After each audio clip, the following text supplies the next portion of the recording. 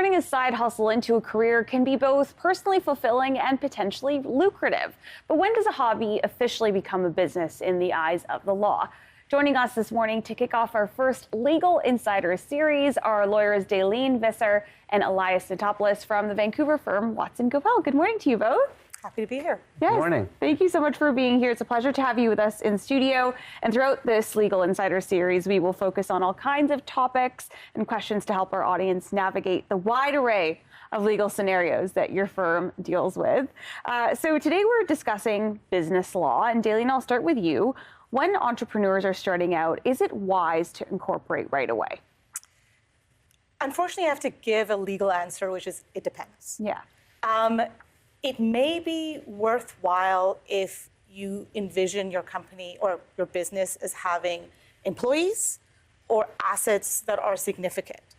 However, I tend to advise people not to rush incorporation. Mm-hmm. So it's worthwhile to sit down with advisors or some other folks and talk about what you're looking at, because incorporation is just one business structure. Right. So we have sole proprietorship, which is just a person doing a business. Mm-hmm. We also have limited partnerships or other type of joint ventures. Right. So I think people focus too narrowly on incorporation sometimes because that's how we're trained to think of businesses. Yeah, you're not official till you're incorporated. Exactly. But that's not true. But it's a choose your own adventure when it comes to business. Okay, so Elias, I'll turn to you. We all love the idea of working with friends or family, the folks who support us most, but how do we keep a business from ruining a relationship?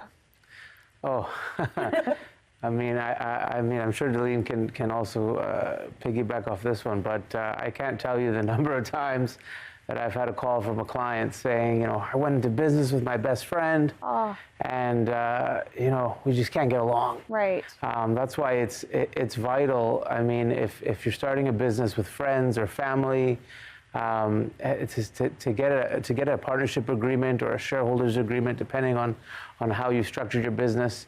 A lot of the times you may have known this person or these people for a number of years, but disputes happen, sometimes even on death, right?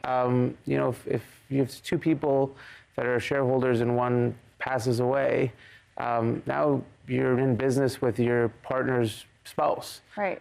So you want to have sort of some governing leeway on what happens in those situations. So, Dalene, I'll turn to you on this. Speaking of documents, beyond a business license, what are some of the must-have documents that protects folks if things go sideways?